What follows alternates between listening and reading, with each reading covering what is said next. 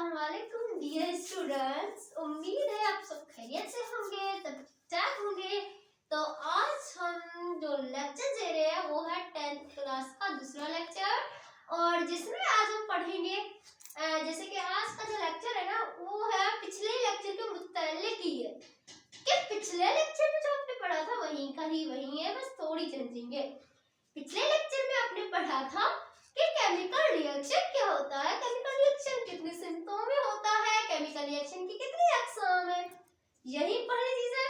मैं थोड़ा रिपीट कर लेती हूँ। केमिकल रिएक्शन एक ऐसा मरहला है जिसमें रिएक्टेंट मिलकर प्रोडक्ट बनाते हैं। एंड केमिकल रिएक्शन दो सिम्टोम में होता है, फॉरवर्ड एंड रिवर्स। फॉरवर्ड किसे कहते हैं, रिवर्स किसे कहते हैं, ये भी मैं आपको समझाती हूँ।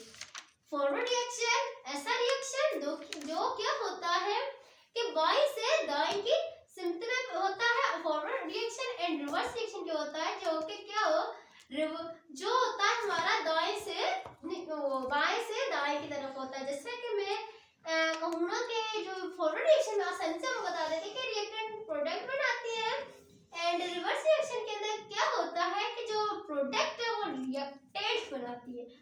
एंड फॉरवर्ड रिएक्शन जो होता है ना वो शुरू में बहुत तेज होता है, लेकिन आहिस्ता आहिस्ता वो कम होता जाता है। अगर रिएक्टेंट देखें शुरू में बहुत ज्यादा रेट से रिजल्ट ज्यादा ही क्या होते हैं, शुरू में पहले कुछ नहीं होता, जब रिएक्शन बढ़ता है ना तो क्या होता है शुरू में उसकी बदतड़ी ज्यादा ही होती है, वो ज्यादा रिएक्शन करता है, लेकिन आहिस्ता आहिस्ता क्या होती है कमी आ जाती है। क्यों? क्योंकि रिएक्टेंट सारी रिएक्शन करके कम होती रहती है।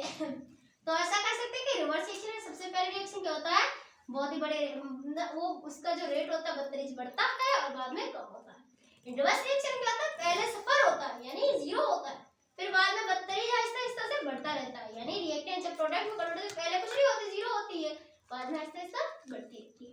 यही फर्क है। आप लोग ये चीजें याद रखना फॉरवर्ड रिवर्स में। चल फॉरवर्ड रिएक्शन में पढ़ लिया, रिवर्स रिएक्शन पढ़ लिया, इसकी सिमतें पढ़ ली।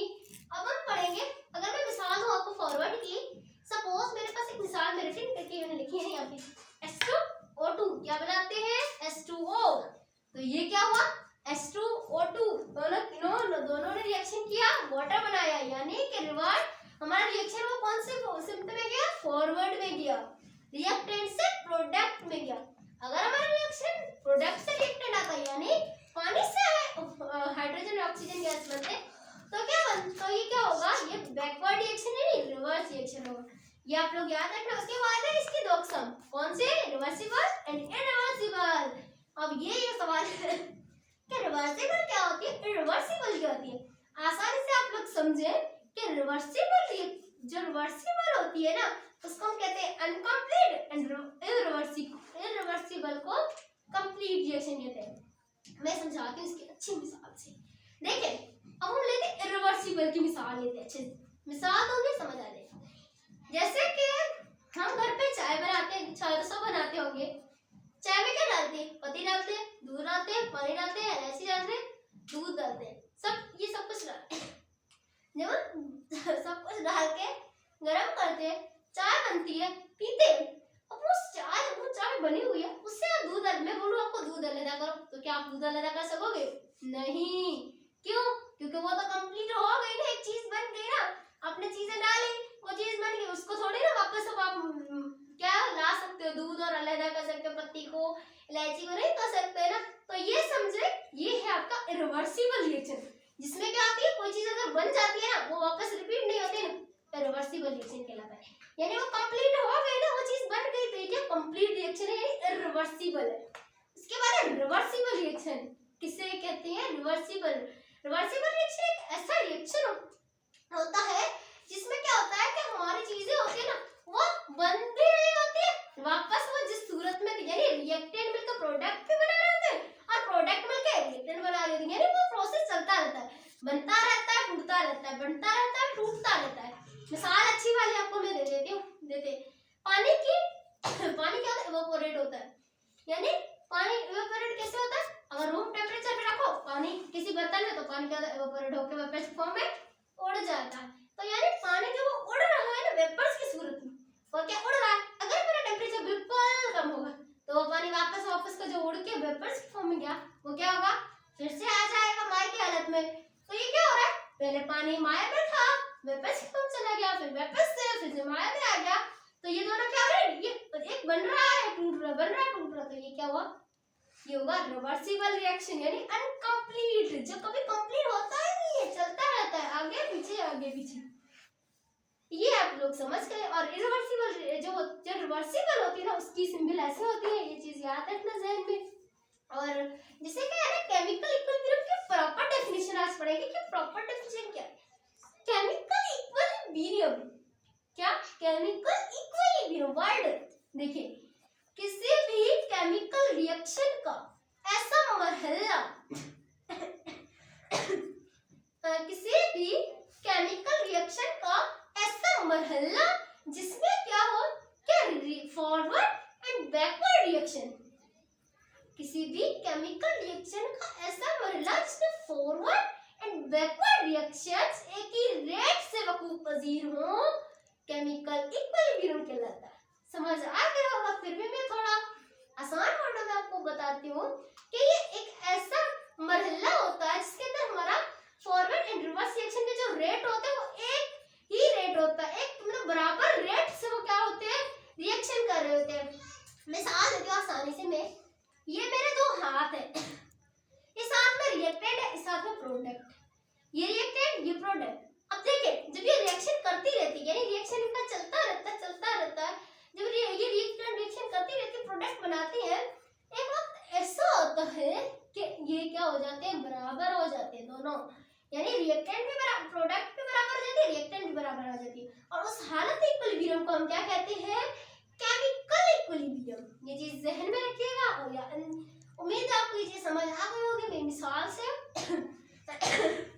जैसे कि आपको ये चीज, अब देख केमिकल इक्विलिब्रियम के दो अकसाम है, ये देखिए मैंने शो की है, dynamic equilibrium and static equilibrium.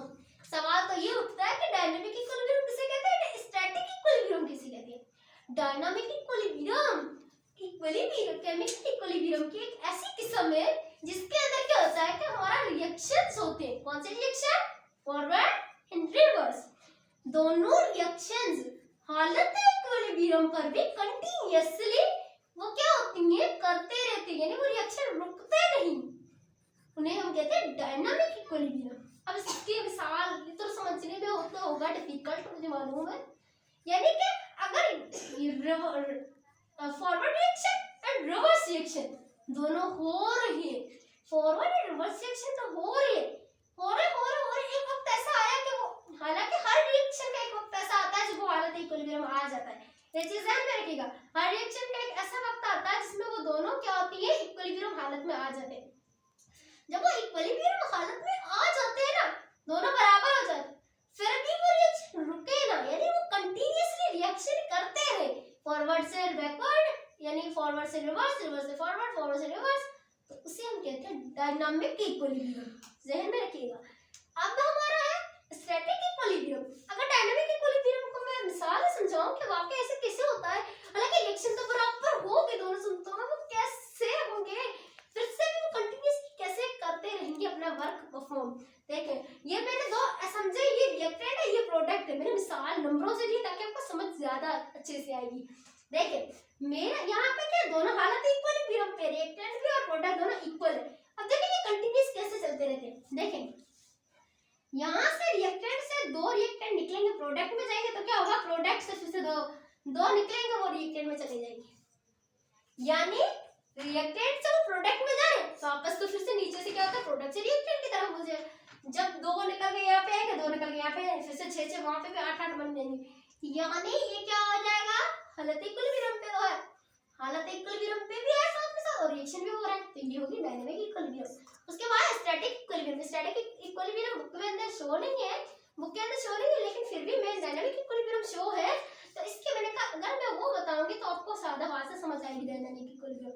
Static equilibrium ये एक ऐसी इक्विलिब्रियम की हमेशा एक ऐसी किस्म है जिसके अंदर क्या होता है कि हमारे जो रिएक्शंस होते हैं केमिकल इक्विलिब्रियम, हालत इक्विलिब्रियम पे जब आ जाते हैं ना केमिकल रिएक्शन, तब वो क्या होता है, रुक जाते हैं।